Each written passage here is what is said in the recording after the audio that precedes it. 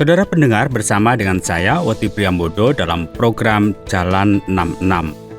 Sebuah program di mana kita mempelajari Alkitab pasal demi pasal dan memahami isinya. Bersama Pak Yohanes, narasumber kita, hari ini kita akan mempelajari kitab 1 Tawarik pasal yang ke-23 sampai dengan yang ke-29 dengan tema Nyanyikanlah bagi Tuhan nyanyian baru. Mari kita mendengarkan bersama-sama dan kita akan belajar dari kisah dalam Alkitab. Puji Tuhan, masih diberi kesempatan untuk belajar kebenaran firman Tuhan. Masih bersama saya Pendeta Yohanes. Saat ini kita akan belajar kebenaran firman Tuhan dari pertama Tawarikh pasal 23 sampai 29. Semoga hari ini menyenangkan ya. Hari ini membuat kita bahagia. Bukan karena diberkati dengan luar biasa, itu pasti kita senang ya. Tetapi terutama oleh karena kita masih diberi kesempatan untuk melihat kehendak Tuhan di tengah-tengah kehidupan kita. Masih diizinkan untuk belajar firman-Nya. Itu sesuatu keistimewaan yang diberikan kepada kita. Saudara, kita akan belajar dari pertama Tawarikh 23 sampai 29 dengan tema Nyanyikanlah bagi Tuhan suatu nyanyian baru. Wow, luar biasa. Bagi yang senang menyanyi, bagi yang senang mungkin membuat lagu, ini mungkin bisa menjadi inspirasi. Setiap hari kita bisa menyanyi, setiap hari kita bisa memuji Tuhan dengan apa yang bisa kita lakukan. Saudara, kita lihat sekarang Raja Daud sudah lanjut usia, dan dia tahu bahwa sebentar lagi saatnya dia akan beralih dari dunia ini, dan dia tahu juga bahwa kerajaan harus tetap berjalan, dan dia lakukan sesuatu.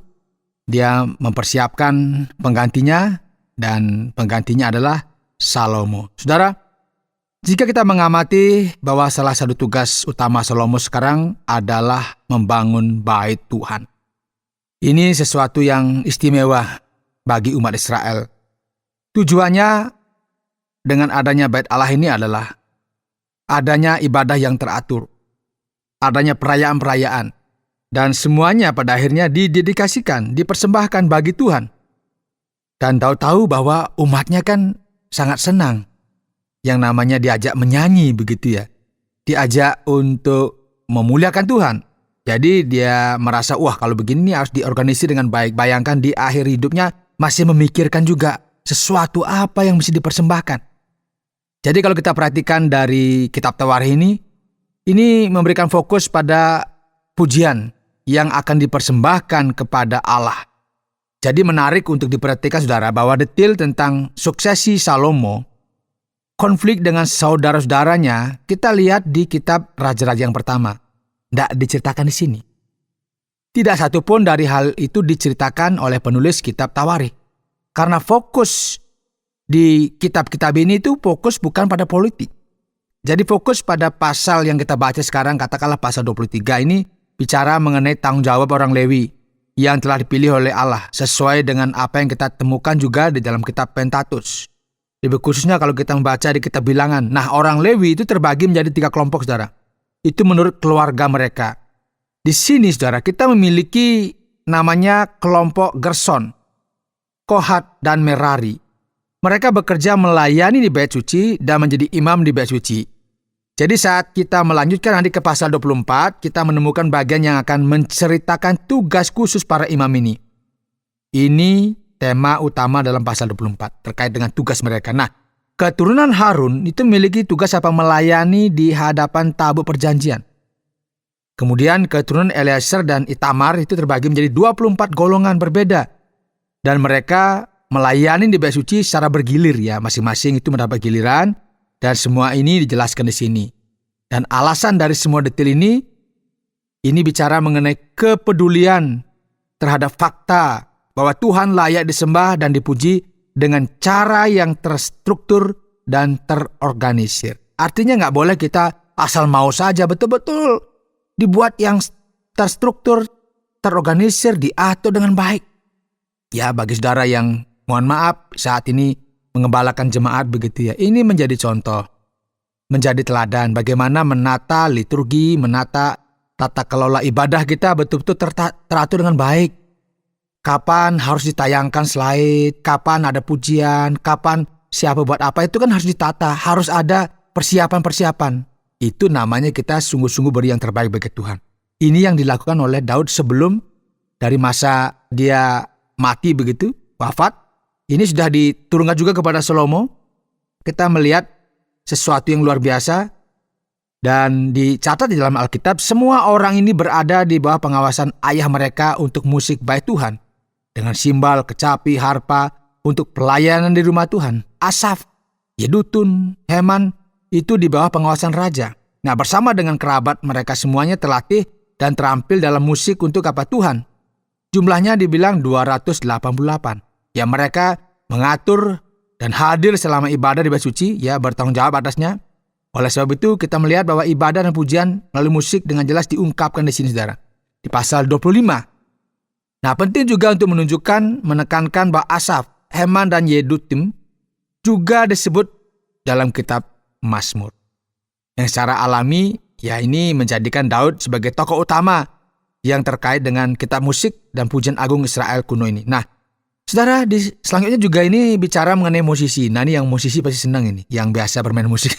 Akan membahas orang-orang lain juga yang membantu melayani di bait suci yang akan dibangun. Kita melihat para penjaga gerbang yang mengingatkan kita meskipun bait suci akan dibangun pada zaman Salomo, ya. Kitab suci mengamati situasi dari waktu yang jauh dari masa depan dan menyajikan kepada kita kilas balik tentang apa yang terjadi. Jadi kita miliki nama-nama penjaga gerbang, ada bendahara dan pejabat lainnya yang disebutkan di pasal 26. Kemudian kalau kita masuk di pasal 27, ya kita melihat organisasi tentara dan juga organisasi administrasi. Jadi ada 12 divisi dalam tentara dan juga para pemimpin suku-suku Israel disebutkan di sini. Pasal ini, saudara, pasal 27 dikhususkan untuk divisi-divisi khusus dalam tentara, para pemimpin suku dan juga menyebutkan para pengawas raja. Di sini terungkap betapa terorganisirnya segala sesuatu dan betapa Tuhan benar-benar memberkati kerajaan ini. Nah, ketika semua orang bersiap untuk era transisi baru, ketika perhatian utama monarki teokratis yang didirikan oleh Tuhan sendiri, itu adalah apa? Perayaan, bicara mengenai ibadah, itu harus dipersembahkan kepada Allah yang agung, Allah yang besar. Karena itu, saudara, semua rakyat, semua orang berkumpul untuk menyembah dan memuji Tuhan. Mereka menyanyikan lagu baru bagi Tuhan. Nah, ketika kita sekarang lanjutkan misalnya ke pasal 28, ini kita lanjutkan ya. Kita akan membaca tentang persiapan lain yang merupakan bagian dari rencana Daud untuk bait suci. Pasal 28 akan menceritakan bagi kita bagaimana Daud mengumpulkan seluruh Israel untuk apa? Menjadi saksi transisi ini. Saat dia menyerahkan mahkota kepada Raja Salomo. Kita ingat bahwa Daud memang gak diizinkan membangun bait suci Tuhan. Ini sudah disebutkan sebelumnya. Dan itu akan dibangun oleh Salomo. Dan Tuhan berkehendak di sini. Kalau kita perhatikan di pasal 28, ayat 8 ya misalnya, maka sekarang di depan mata seluruh Israel jemaat Tuhan dan dengan didengar oleh Allah kita, aku berkata kepadamu, peliharalah dan tuntutlah segala perintah Tuhan Allahmu supaya kamu tetap menduduki negeri yang baik ini dan mewariskannya sampai selama-lamanya kepada anak-anakmu yang kemudian. Dan engkau anakku Salomo, kenalah Allahmu, ayahmu, dan beribadahlah kepadanya dengan tulus ikhlas dan dengan rela hati. Sebab Tuhan menyelidiki segala hati dan mengerti segala niat dan cita-cita. Jika engkau mencari Dia, maka Ia berkenan ditemui olehmu. Tetapi jika engkau meninggalkan Dia, maka Ia akan membuang engkau untuk selamanya. Camkanlah sekarang.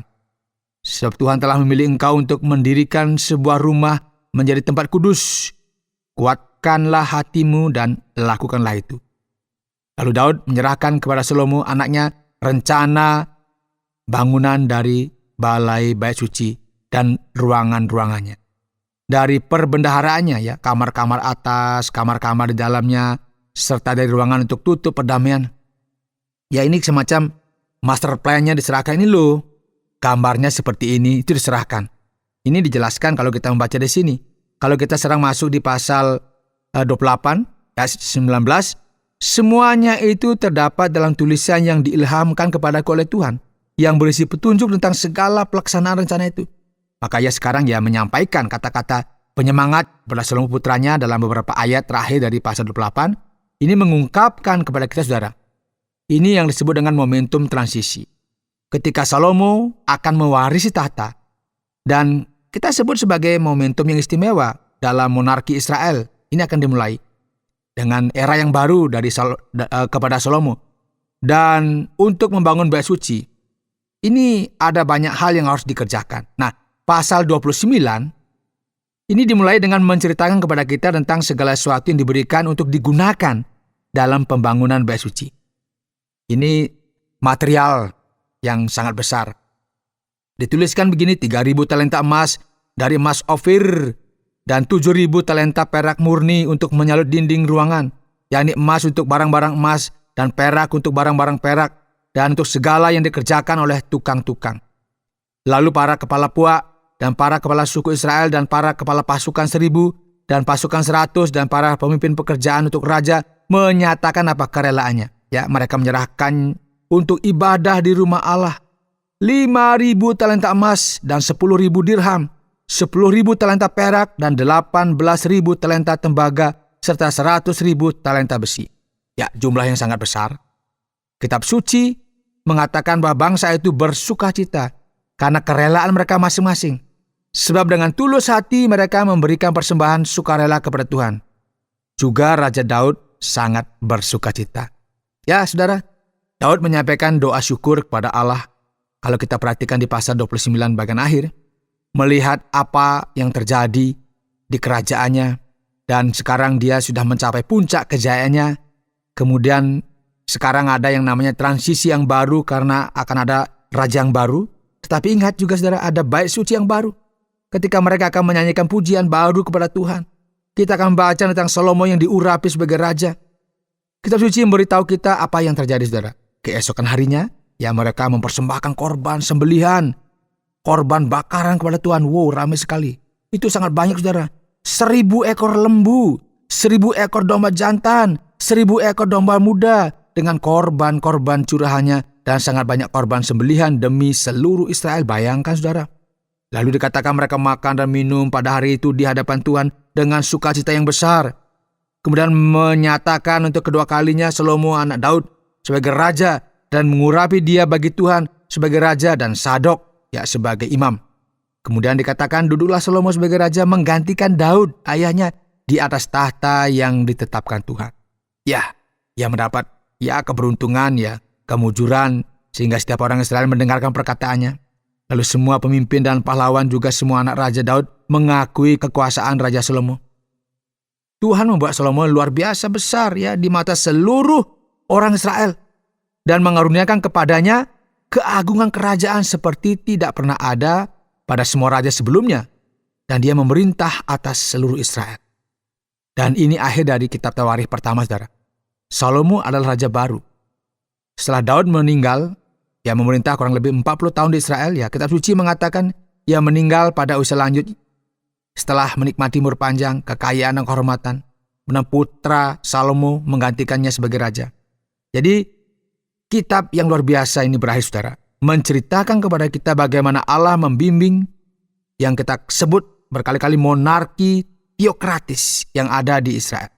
Dan semua upaya yang dilakukan di sini, saudara, untuk apa? Membangun bait Tuhan, membangun bait suci, sehingga umat dapat menyanyikan nyanyian baru bagi Tuhan. Puji Tuhan, luar biasa pelajaran kita pada hari ini. Anda sedang mendengarkan Jalan 66, program pelajaran Alkitab, dan saat ini kita sampai pada 1 Tawarikh pasal yang ke-23 sampai dengan yang ke-29. Kita masuk dalam sesi pertanyaan dan jawaban. Bagian ini merupakan akhir dari seri pembahasan kita, dan dari pengamatan pelajaran yang ada, pertanyaan yang disampaikan adalah, mengapa ada penekanan yang begitu besar pada bait suci? Semua detail tentang Daud tidak muncul dan kita hanya melihat bait suci di sini. Seberapa pentingkah ibadah pada saat itu? Sebenarnya penekanan utamanya ini tertuju pada ibadah dan bait suci Poti. Dan kita lihat ya, misalnya dalam kitab Raja-Raja kita memiliki banyak informasi terkait dengan masalah-masalah yang terjadi di awal pemerintahan Salomo. Dan kita juga lihat ada masalah-masalah terkait dengan suksesi. Dan ini nggak muncul di sini. Ya, kita melihat bahwa Daud sudah tua, dia memiliki seorang wanita, ya seorang selir yang harus merawatnya. Dan ini juga nggak disebutkan di sini. Alasannya sederhana ya. Orang-orang lama setelah semuanya ini ya berusaha membangun kembali sejarah mereka berdasarkan keadaan saat itu. Sekarang mereka tahu bahwa mereka telah berdosa. Mereka telah membuat kesalahan dan telah didisiplin oleh Tuhan. Mereka dibuang dan mereka kembali. Dan mereka membangun sesuatu yang baru, kehidupan mereka, dan mereka menatap masa depan. Jadi fokus utama di sini adalah pada bait Allah dan ibadah.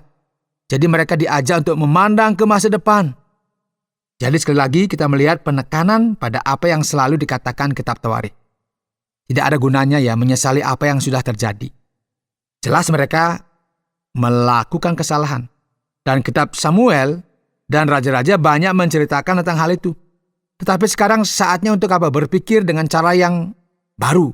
Memberikan motivasi, ya melihat aspek-aspek yang positif. Dan tidak ada lebih baik daripada apa? Memikirkan tentang bait suci. Kita fokus sekarang kepada hal yang utama, yaitu ibadah yang dipersembahkan kepada Tuhan. Melihat pasal yang ke-29 di kitab Tawarikh pertama, ayat yang ke-7, di mana disebutkan tentang talenta emas, talenta perak, dan perunggu. Tiba-tiba, perhatian tertuju kepada 10.000 darik. Mata uang macam apa yang kita lihat di antara kekayaan sebesar itu? Apa yang dapat kita pelajari dari informasi seperti ini? Dan apakah ini sesuatu yang penting untuk kita ketahui? Jumlahnya mungkin tidak terlalu banyak Poti ya, tetapi sebenarnya ini akan mengungkapkan sesuatu yang istimewa kepada kita. Karena kita bicara mengenai ada darik. Darik itu adalah koin Persia. Nah, penting dicatat bahwa kita sedang membahas abad ke-5 sebelum Masehi ketika ini ditulis, dan ini sekitar waktu koin itu ditemukan ya oleh Raja Persia yang dikenal sebagai Darius. Dan inilah mengapa koin tersebut memiliki nama ini. Indikasi yang kita miliki menunjukkan bahwa koin ini bernilai 4 hari gaji seorang pekerja biasa. Nah, menarik dicatat ya bahwa koin ini baru benar-benar ditemukan dan diciptakan pada masa Persia.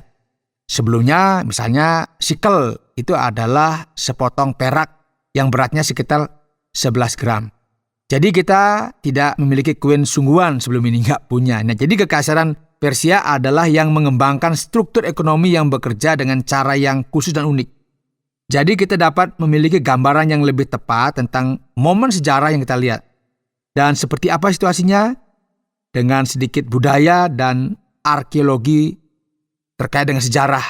Ini juga kita lihat juga ya, kalau kita nanti terus belajar mengikuti program di Jalan 66, kita juga ungkapkan sedikit bagaimana temuan-temuan arkeologi. Bahwa ini sesuatu yang memang ada dalam sejarah dan Tuhan hadir dalam sejarah untuk membuktikan Dia adalah Allah yang berkuasa. Baiklah kalau begitu, sekarang penekanannya fokus utama penulis dalam kitab Tawarikh di bab-bab terakhir tampaknya adalah pada para imam dan musik di bait suci. Dan ia menghabiskan waktu lama untuk membicarakan hal ini. Apa sebenarnya tujuan dari uraian ini? Ya, ini kalau bicara Israel atau lebih tepatnya Yehuda, ini akan mengalami banyak transisi. Kalau kita perhatikan ada banyak transisi. Nah, penekanan utamanya itu sebenarnya apa? Bait suci. Bait suci tidak hanya berarti pujian dan penyembahan kepada Tuhan. Tetapi ini juga dalam konteks Israel, ini merupakan simbol identitas bangsa. Nah, tanah, terutama kota Yerusalem, bicara mengenai bait suci, bait Allah, kita memiliki yang namanya penyelamatan yang bersejarah, yang menegakkan persatuan bangsa yang telah begitu banyak menderita, begitu banyak mengalami berbagai persoalan. Nah, pada saat ini, para imam itu memiliki peran yang sangat penting terkait dengan sistem keagamaan di Israel.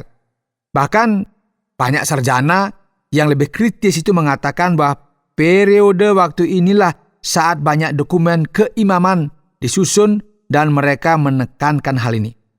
Kita akan melihat bahwa sebagian besar struktur liturgi yang ditemukan dalam kitab Mazmur itu mencerminkan periode pasca pembuangan ya, dan banyak ya Mazmur dengan jelas menunjukkan hal ini.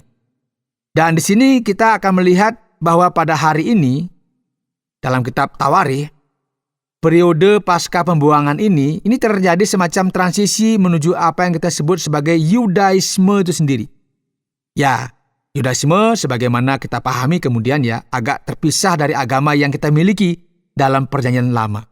Lebih khusus lagi didefinisikan dalam konteks baru ini yang akan muncul dalam kitab Tawarikh pada zaman Esra dan Nehemia dalam skenario yang kita katakan baru.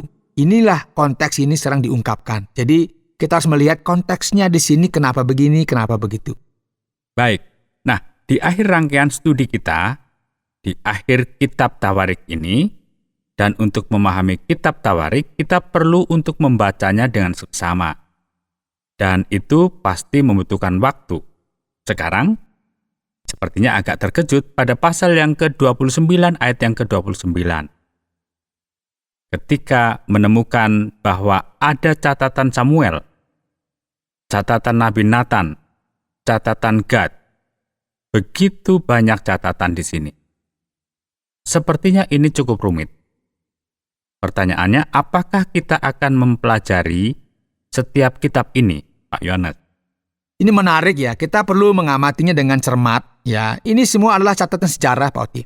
Ini sangat menarik karena seperti yang telah disebutkan sebelumnya, kitab Tawarikh ini kan berasal dari sekitar tahun 420 sebelum Masehi.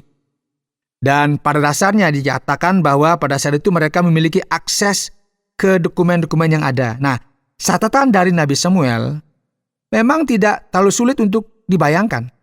Dan itu bisa jadi merujuk pada kitab-kitab Samuel. Bagaimana dengan catatan Nathan dan Gad? Kita tidak memiliki akses ke catatan-catatan itu. Tidak ada seorang pun di sini yang memilikinya. Nah, faktanya ya belum ada seorang pun di bidang arkeologi yang berhasil menemukan buku-buku ini. Kita akan mengamati bahwa semua elaborasi sejarah ini didasarkan pada dokumen.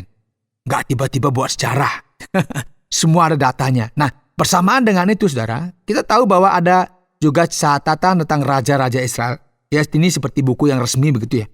Nah, pada saat yang sama, ini ada orang yang melihat ke depan itu sang nabi juga memiliki buku sejarahnya sendiri yang ditulis. Jadi dengan cara tertentu ini membantu memperkuat betapa sahnya narasi Alkitab karena didasarkan pada sumber resmi.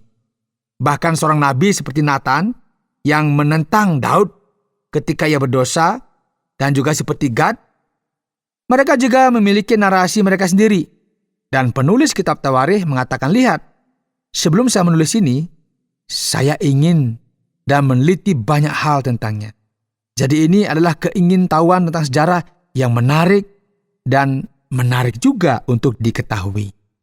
Baiklah, terima kasih banyak Pak Yohanes. Bagaimana kesimpulan dari bagian ini? Saudara, hari ini dalam program Jalan 66 ya, kita telah menyelesaikan pembelajaran kita di kitab Tawarikh yang pertama. Puji Tuhan ya. Kita telah belajar dari pertama Tawarikh pasal 23 sampai dengan pasal yang ke-29. Dan tema yang kita pelajari adalah nyanyikanlah bagi Tuhan sebuah nyanyian baru. Saudara, kita telah melihat yang namanya persiapan yang begitu detail, yang melibatkan orang Lewi, yang melibatkan para imam, yang melibatkan para musisi, para penjaga gerbang, ya, para bendahara, para pejabat, para tentara, para pemimpin suku, dan semua orang lain. Ini secara bahu-membahu, bergandengan tangan ya, terlibat dalam pembangunan bait suci pada zaman Daud di sini, yang digantikan oleh Salomo. Nah, kitab Tawarikh ini semacam menceritakan kembali, saudara, kisah ini dan memberikan penekanan pada aspek-aspek yang positif. Karena mereka menyadari bahwa mereka telah menderita, karena mereka menyadari mereka mengalami begitu banyak kesulitan yang kita sebut sebagai pasang surut kehidupan. Tetapi sekarang mereka memiliki yang namanya harapan, memiliki optimisme yang luar biasa untuk masa depan. Jadi, pelajaran yang kita pelajari pada hari ini terlepas dari pasang surut kehidupan kita. Kita nggak tahu ya, setiap orang itu memiliki namanya pasang dan surut. Naik turunnya kehidupan. Kadang-kadang kita merasa di atas, tiba-tiba kita di bawah. Yang merasa di bawah, tiba-tiba di atas. Atau di bawah terus ya. Ini yang namanya pasang surut. Kadang di atas, kadang di bawah. Sama seperti bangsa Israel. Dia kadang-kadang menang, kadang-kadang kalah. Kadang-kadang ditawan, kadang-kadang menawan, dan sebagainya. Ini kan yang disebut dengan dinamika kehidupan. Ada kemenangan dan juga ada kekalahan. Dan semua situasi itu yang mereka alami, bahkan mereka ada saatnya mereka merdeka, tetapi ada saatnya mereka juga ditawan, dan mereka kembali lagi. Semua situasi ini, saudara, dari bagian ini diajarkan kepada kita, agar kita selalu memuji, memuliakan, dan menyembah Tuhan, Sang Penguasa sejarah. Artinya kita diajak untuk bersyukur. Inilah kehidupan yang Tuhan anugerahkan. Inilah yang Tuhan izinkan. Dan menjadi refleksi bagi kita semua bahwa hidup kita ini dinamis. Kita tidak selalu melakukan apa yang benar, yang baik. Tetapi kita kadang-kadang terjatuh, saudara.